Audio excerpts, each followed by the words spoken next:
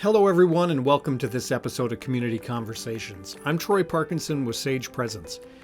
Today's episode is a little different. Instead of our usual one-on-one format, I had the opportunity to sit down with not only one, but three AEC leaders from the New England market.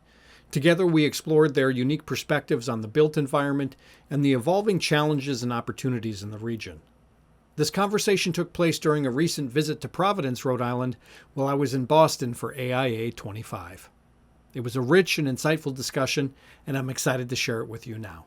Also, a quick shout out to Chris Jasinski of HGA for helping arrange this and making it all possible. Let's dive in. Derek, why don't we start with you? Share a little bit about yourself, name, title, and your connection to the industry. Yeah, so Derek Chincheleski, I'm with Dimeo Construction Company. I'm Director of Business Development. Been in the industry now for a little over 13 years. First got into the industry after spending my first few years of my career with ESPN. Really was always interested in the built environment and urban development. I've now kind of completed the AEC trifecta, I guess you would say. I've spent some time on the architecture side, engineering, and now in the construction side. It's I don't know what else really to say other than it's been a fun ride so far. Enjoying working in this industry and all that it has to offer. All right, Spencer Alexander. I've been in this industry about a little over 10 years. I used to work in New York City, and we moved up to Rhode Island during the pandemic, and I've been growing the business up here for the past 5 or 6 years now. What got me into this?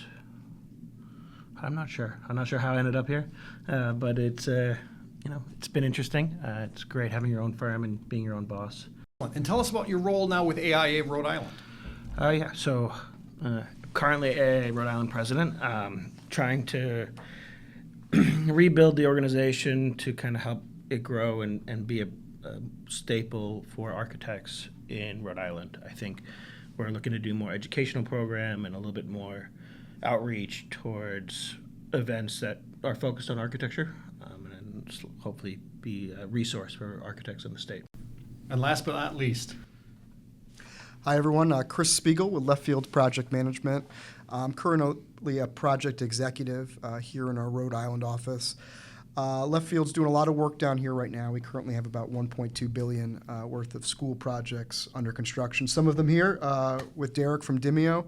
In fact, we'll be groundbreaking on a couple schools on Monday and Tuesday of next week with Dimeo. We're really looking forward to those kicking off.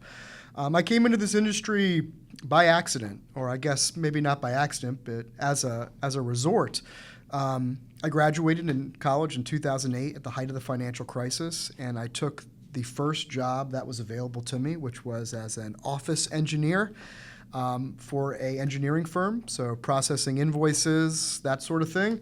And I've just worked my way up over the last 15 years to be the PX and with Left Field today. Excellent. Well, with all of your expertise coming to the table, the first question I want to ask is, what are you seeing in New England as we move into the rest of 2025 and as we look into 2026 and beyond? What are some of the trends that we're seeing? What are some of the drivers that are pushing business in this region? Specifically for Rhode Island, we continue to see a strong public sector market, at least for the next 2 or 3 years. There's a lot of investment going on with help from the state of Rhode Island and the School Building Authority to make large generational, transformational capital investments in public schools here. And I think you're already starting to see the results of that. If you look at a community like East Providence, they built a new high school. We're one of the Genesis projects for the School Building Authority, and they've already increased their enrollment. They've decreased their per pupil spending. So when you have a project that's making an impact like that, you immediately see a return on investment. And I think you start to see these communities say, we want that for ourselves. One of the things about Rhode Island that really is driving a lot of this school building is that we have a school choice system here, which allows students to actually go to school in other districts that aren't their own for minimal sort of reasons. Oftentimes it's camouflaged as CTE or something like that, but in reality, it's for better facilities. So when you've got a district like South Kingstown or Pawtucket that's spending millions of dollars of taxpayer money sending their students out to other school districts, you want to get that money back in your budget. And because the more students you have, the more money stays in house, and more than that, the more reimbursement you get from the state of Rhode Island. So there's a longer return on investment for these types of projects above and beyond just the savings you're getting from not deferred maintenance and these other sort of things that come with operating an existing building. So I think the trend is to sort of either be in this haves category. Do we have a new facility? Are we keeping our students in district? Or are we in the have-nots? Are we now sending more and more students outside of districts? And it racks up in the millions of dollars. It's not small money. I think for some of the communities I work in, we're talking $4 million. Another community I worked in was $8 million of taxpayer money they were sending out of district every year. Yeah, and I would tend to agree with Chris on the public spending, especially on the K-12 market here in Rhode Island. We're also seeing that across New England and Connecticut and Massachusetts as well. I'd say beyond the education market in the K-12 sector is also in the higher education market. You know, in Rhode Island, we passed a couple bonds for University of Rhode Island and Rhode Island College. So you're going to see some more projects in that realm as well. You see Brown University building down here in downtown Providence.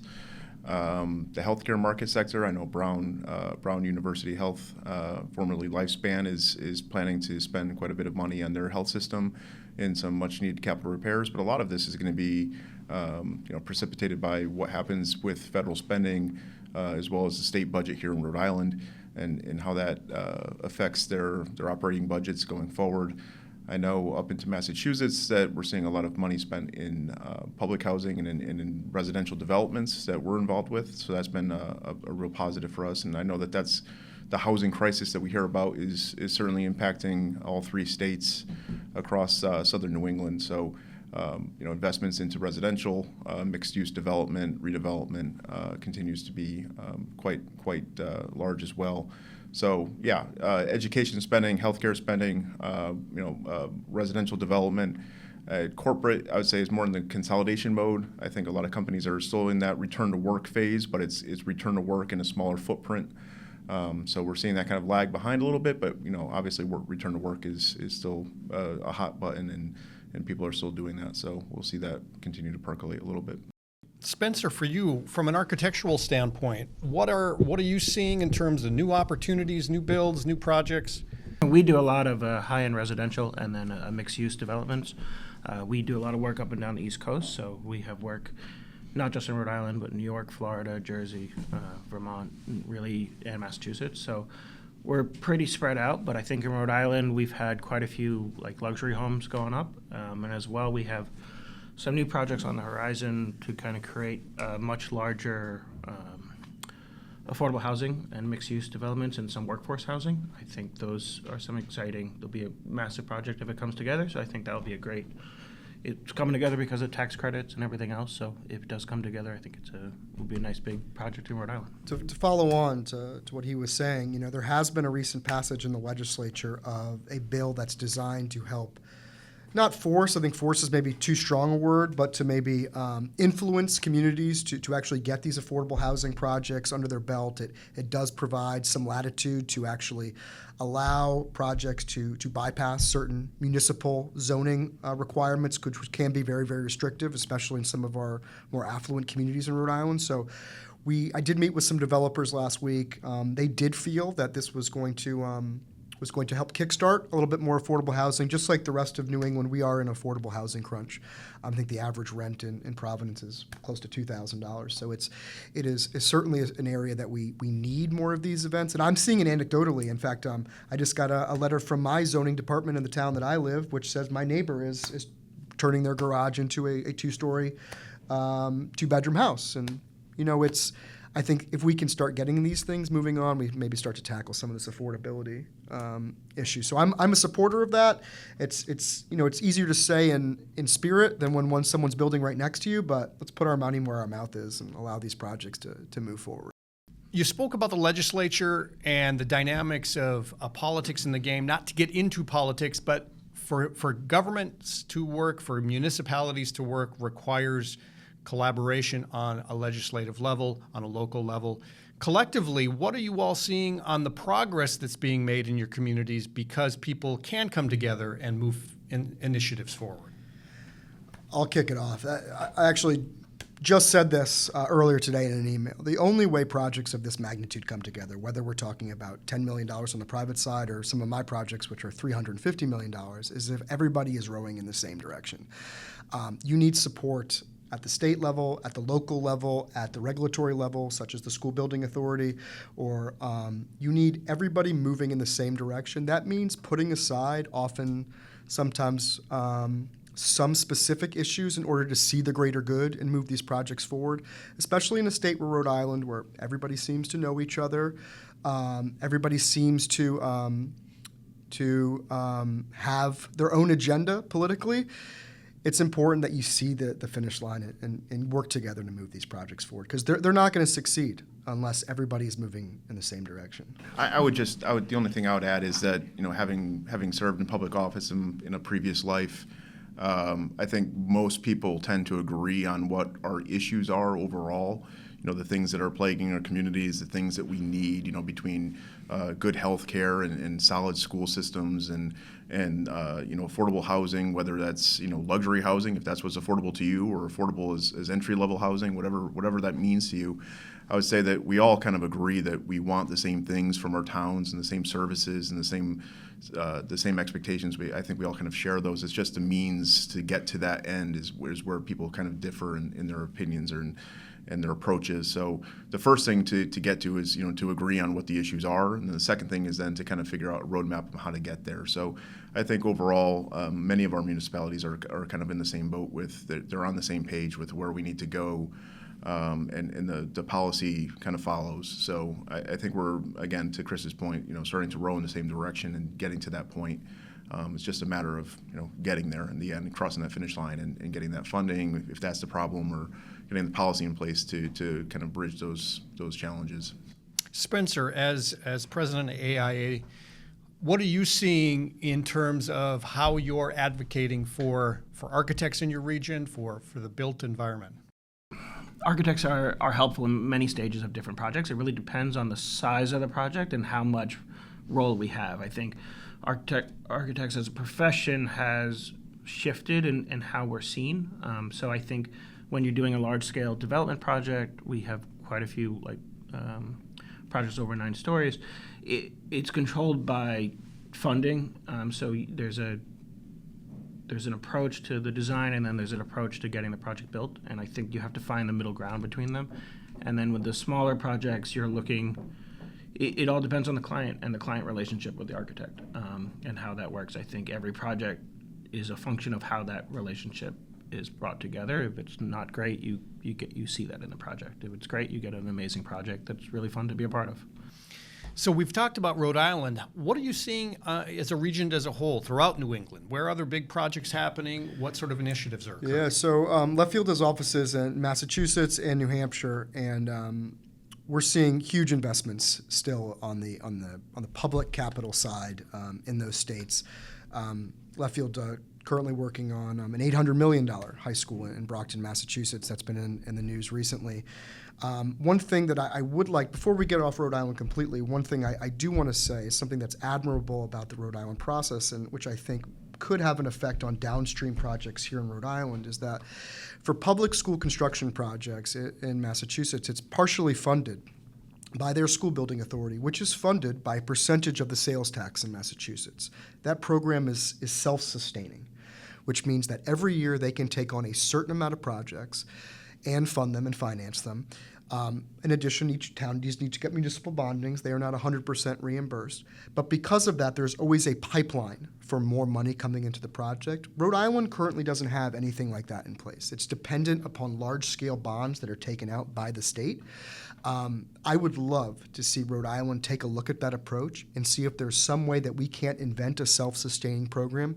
Because what I am worried about is, as I spoke to earlier, I am worried that we're going to be a situation in about 3 or 4 years where there are going to be haves, these districts that did move forward with these projects, and there are going to be have-nots, that for whatever reason, municipal support could not get a project moving forward. And then you're going to start to see communities separate between communities that are for families and geared toward families and communities that potentially aren't.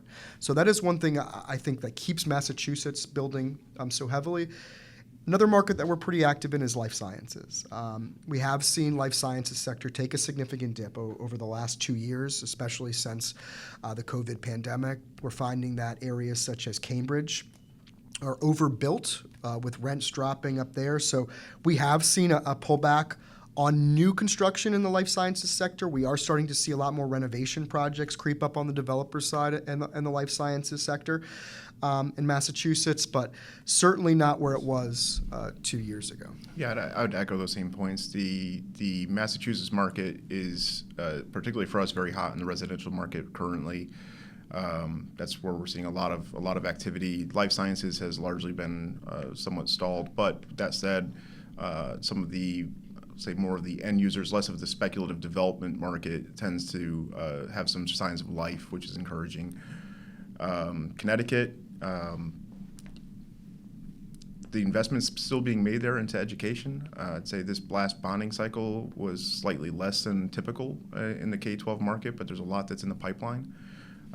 So the expectation is that in the next couple of years that market expects to pick back up. Healthcare, there still is a lot of investment in Connecticut in the healthcare market sector. And then in the university side, there's a lot of investment happening right now in the university side in the state of Connecticut. So that continues. I know UConn's had a large fundraising cycle these last few years. So they're looking to create a lot of academic space and some athletic space. So a lot of encouraging signs there as well. I'd like to touch on something that straddles sort of the border, is what I'd like to see, and I'm pretty bullish on personally, is transit-oriented development. We've got some new train lines coming on board to New Bedford. The Pawtucket, Rhode Island train station has recently been completed, and I think we're starting to see developments around these. Massachusetts, for the longest time now, as long as I've lived in New England, has been pricing people further and further and further away.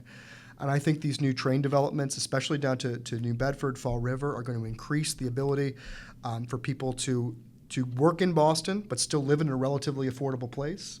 We're starting to see some new school investments, too, that help attract families to these other parts of Massachusetts. But something that I'm really excited on, and I am going to be a bit of a fan here for a second, is the new soccer team that has been brought down to Pawtucket, Rhode Island Football Club. That was built by Derek's team over at Dimeo. They did a fantastic job. It exceeds every expectation. But I think having these types of places, it's so close to the Pawtucket train station. They've got a master plan for a much larger development. If we can bring these workforces in, find them affordable places to live with brand new schools. There's going to be a brand new high school in Pawtucket.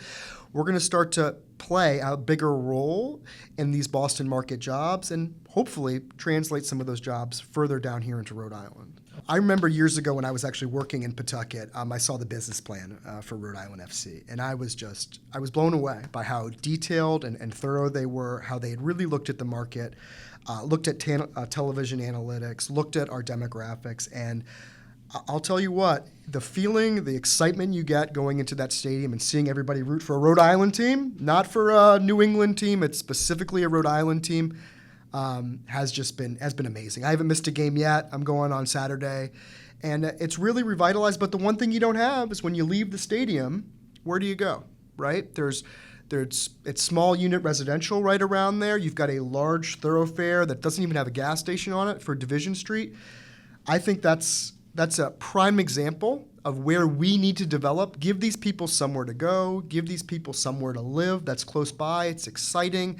They do have a great master plan, which calls for mixed-use residential, some other things like that. But I think being so close, only 5 blocks away from the train station as well, I think it's a great thing for this part of New England. And I think if you talk to anybody out there that's been to a game, they'll tell you the exact same thing. I think to build on that, I think the one thing Rhode Island really is missing is museums and cultural institutions. I think the more museums and cultural institutions we have, you'll get better housing, you'll get better quality workforce. I think that's an investment that I wish was happening here. I think Rhode Island has a beautiful waterfront, but when you say you're going to a museum, you go to Boston or you go to New York. And we have some incredible schools and some incredible art schools, and it'd be nice to see it here. We do have some incredible schools here, and I think part of the life sciences push, Derek, I know you probably can speak to this a little better than me because you've been in this a while, but we have seen this new life sciences push down here in Rhode Island, and part of that is trying to reduce the brain drain, for lack of a better word, from amazing academic institutions going to places like New York and Boston for their careers. If we can grow these businesses here, I think you'll start to see more people settle here, grow families here, and demand those sorts of cultural institutions that he's talking about. Yeah, absolutely. And I know, you mentioned the Centerville Bank Stadium, and I know with the World Cup coming to the United States in a couple of years, with that being over at Gillette at Foxborough, and with Rhode Island conceivably going to have a lot of tourism because of that in close proximity. I know that's a big focal point for them.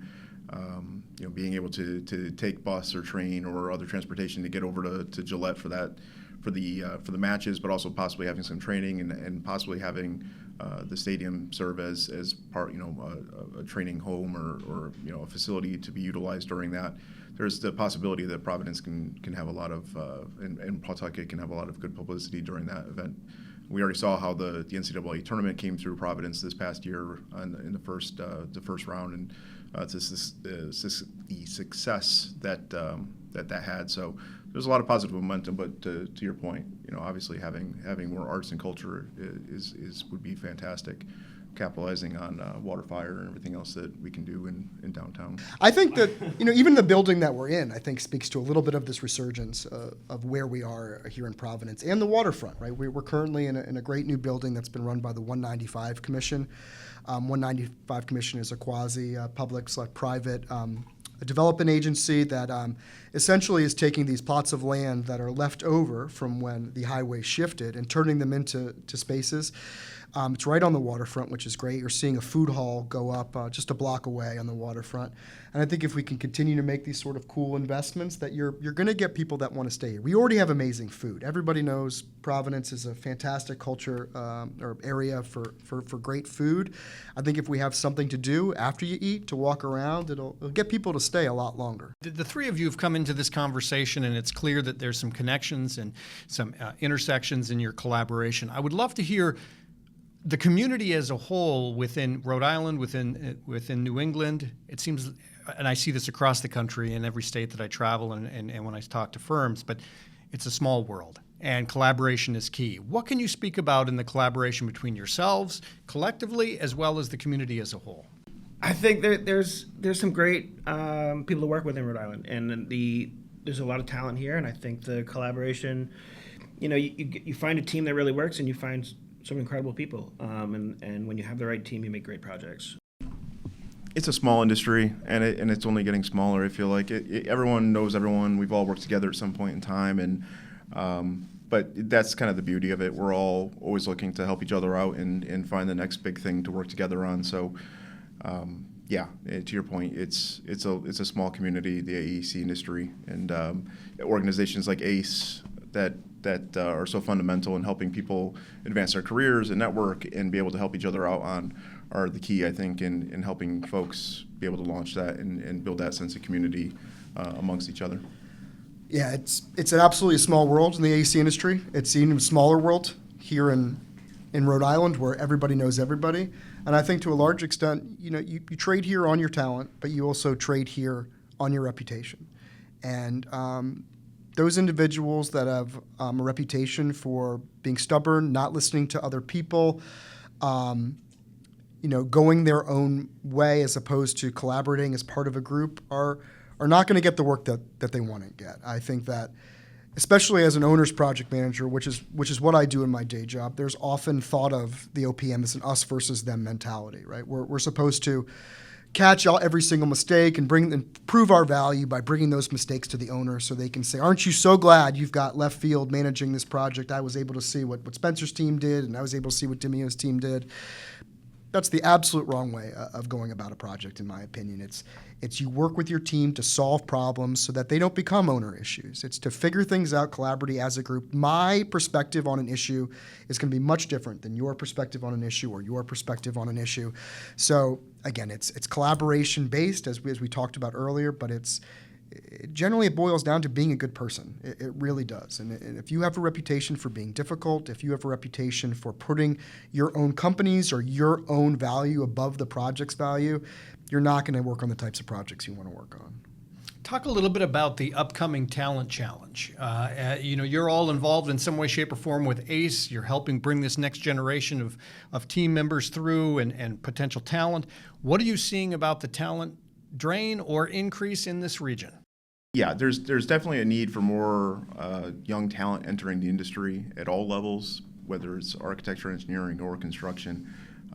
We've been fortunate over at Demio where we have both an internship program but an apprenticeship program for those who want to enter the industry in the field of project management, in construction management, who maybe aren't planning to go to college, who are going to high school, maybe not even a technical high school, but have an interest in getting involved in the industry. And it's an intensive program. It takes many years to go through that program, but we've had our first graduate of that program, which is an accredited program to go through and to have that path, that career path to going into the construction industry. So, the investment into the trade schools to get more kids interested in careers in construction in particular is imperative, I think, at this point. And it goes beyond just construction. It goes into manufacturing. It goes into the folks who are going to be out there, producing the materials that go into construction. It's this complete supply chain that we need to really make sure that folks know that there's a lot of really good paying,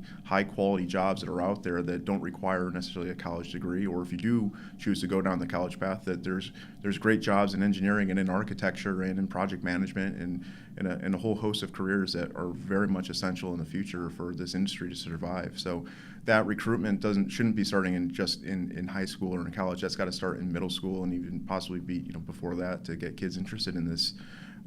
Because I know that that has to happen in order for this industry to survive. That has started already for us. I know that we're already involved in those types of things. I know that Left Field, I know Chris particularly is very involved in making sure that the kids who are students at the schools where Left Field is involved in have an active participation in the projects that are going on in those projects. So we like to do the same on our projects. But yeah, it's getting more people involved in those projects early on and getting excited about a career in the profession and recruiting. He's absolutely right. So I am one of those kids that was told, go to college, get a degree. That's what's going to set you up. And while yes, it has set me up, I don't want people to think that that's the only pathway forward. One of the things about Left Field is we actually have 2 educators that we assign to every project. One of them is the former superintendent of Bristol County Aggie, which of course is a career tech school in Massachusetts. The other is a professor at Mass Maritime. And we assign both of them 2 projects to make sure that we're interacting and engaging with students at all levels on an authentic level. This isn't just us coming in and telling you about careers. It's about us adapting to educational programming to get kids excited. It's kind of a trope, but it is true. People are aging out, especially in the trades. They're aging out of this industry. The average age of a carpenter, of a plumber, it's over 40 years old. We need to get people involved in these jobs. We need to get people excited about them because, as Derek said, it's a great career. It's got great money involved with it. It's something that you don't necessarily have to go into debt to become a part of. But more importantly, AI is not taking away a carpenter's job, right? And so much of our business, especially when you get to Derek's, Mentor, and I's level, is soft skills, right? It's being able to interact with teams, collaborate, figure out how to move projects forward in the face of stubborn resistance. AI is not taking that away either. So I think we need to realize that this is still a career sector that's got tremendous growth and that is necessary for people to join at all stages, right? At the architecture, engineering, construction management, project management.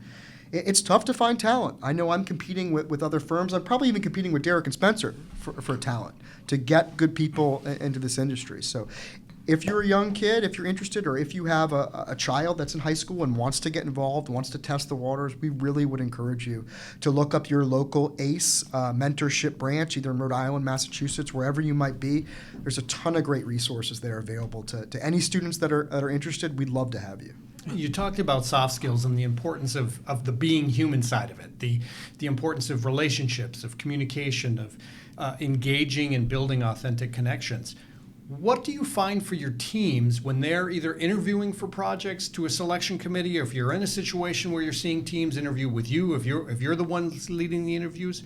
What are some advice, what are some recommendations you give to people that are interviewing for work, and how are their soft skills these days? Well, I think for my office, I think I'm different than you guys. You guys have much more people on the ground.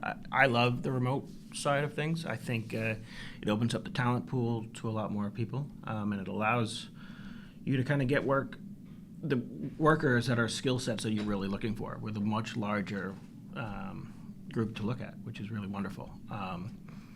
And architecture is collaborative, so I think you spend all day behind a computer anyway, so you might as well spend all day behind a computer talking to somebody on Zoom or on a computer. I think there's a lot of ways to collaborate now, and the world is changing, and you don't need to always be sitting at the same desk to collaborate. So I think when we're interviewing for work, since we do work all over the place, sometimes there's a Zoom interview and sometimes there's an in-person interview. I think the in-person interviews always go a little better because you can shake your hands, you can smile, you get the inflections and everything.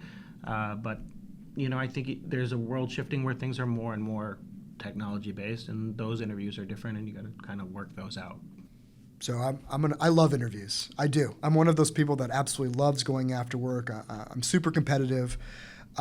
It's something that I always look forward to, the planning of the interviews and things like that. So I'm excited. I've got an interview actually next week. I'm supporting one of our Massachusetts teams on a job out there. But I'm going to tell you a little secret here is that Left Field's a great OPM. There are other great OPMs that can do the technical work on your projects. When you're talking about a 5 or 6 year project, what I feel like a lot of these interview boards are looking for is they're looking to see, is this someone that I want to work with for the next 5 or 6 years? Because I often tell kids at ACE when I'm going to schools, West Warwick High School, and talking to students is I can teach anybody how to process an invoice. I can teach anybody to look at a technical drawing and make sure what's being built is the same as that technical drawing. I can't teach people how to be good people, right? That is something that you get as part of your identity. It's something that your parents and your teachers and your mentors at ACE will instill in you. So for me personally, that's what I try to focus on in interviews, is showing my human side, letting people know that I'm a parent, I'm a mentor, I'm a board member, I'm an active member of my community. I care about the same things that you care about as a member of your board, and I found a lot of success with that. I think that will ring hollow, though, if you're not genuine and authentic with that. If people will be able to tell if you are paying lip service to things that they care about. So I would caution those that think that it's an easy thing to do and just to throw out, that your concerns are my concerns, because unless you're genuine in that, people will see right through that. And I think that's why I've had a lot of success is I was raised to be a good person. I genuinely care about a lot of the work that's going on here, especially with public schools. I have my two children are in the public schools here in Rhode Island, and I think that really goes a long way, and people will be able to see that. I'd say that, Chris hit the nail on the head. It's really just be authentic and be forthcoming with the information that you're delivering. Be honest and like I said, just be authentic and be your personable self. I think most people are pretty comfortable being personable and being themselves, and if that comes across as authentic, then I think you have a good chance of winning. The one thing I did want to circle back on is that we had spoken earlier about how legislation can kind of come together to help address issues at times. And one thing that I did want to commend in Connecticut, for instance, is some bipartisan legislation that has recently come together about apprenticeship in Connecticut and reducing the ratio of employees necessary in order to meet those apprenticeship goals. So I believe the old ratio was a 3-to-1 ratio where you had to have 3 employees for every 1 apprentice.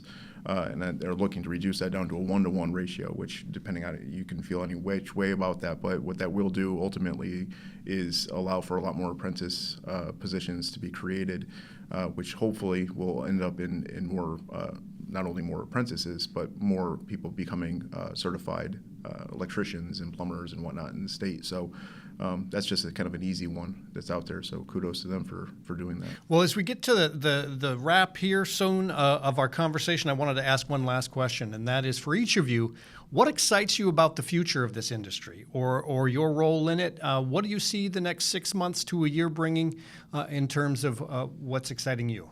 Well, I'm kicking into construction on a lot of projects. So in the next 6 months, we'll be breaking ground on close to $800 million in new projects. That's a lot of people that are going to be employed here in Rhode Island working on local projects.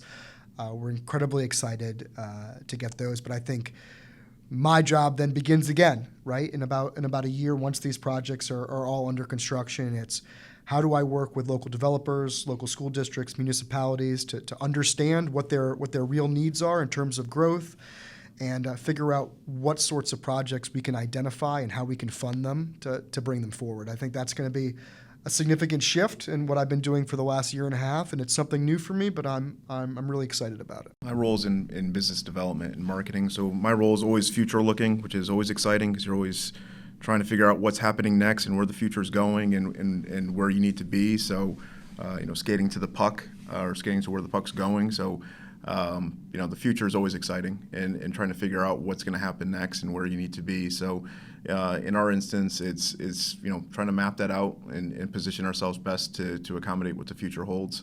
Like Chris said, the Left Field's got a number of projects we're involved with some of those with them. So excited for some construction kickoffs to begin, some really exciting projects that we have on the books right now, but also some of the pursuits that we have that are coming down the pike. So that's always exciting for me. I think in the next 6 months or year, I think we don't really know what's going to happen with the future yet, right? So we're very diversified in our work. We have retail work, we have multifamily work, residential work, hospitality, and so the hope is if something goes sideways, some of the other parts of the business are still functioning. But I think you never know, and especially in this climate, things change every 5 seconds. So you kind of got to be ready for each side of it and see how it affects the business or if it doesn't affect the business. I think, you get different tariffs and things that could affect construction, but maybe it doesn't affect architecture in the beginning, or some projects slow and other ones pick up. So I think there's all different types of projects out there, and you just have to find the ones that meet what you can do in whatever's next. And I think we are starting to see more of a push into this design build, especially down here in Rhode Island. But we need to make sure that in those cases that the architect still has a very clear and present role separate from the builder, because we need to be able to ensure that the architect's vision and the educational programming, or the programming in general that went into that vision, is still being adhered to, even at the choice of having to be nimble in these product selections. Well, it's clear that this conversation could continue on. I so appreciate Derek, Spencer, and Chris, your time, your enthusiasm, and your energy. The thing I'm left with in this conversation is your passion for your communities and your desire to make the whole New England area a better place to live for the long haul. And the passion shows. So thank you for your time today. It's been very insightful. We look forward to sharing with the community, and we wish you great success in the summer months. Time build, build, build. Thank you. Thank you.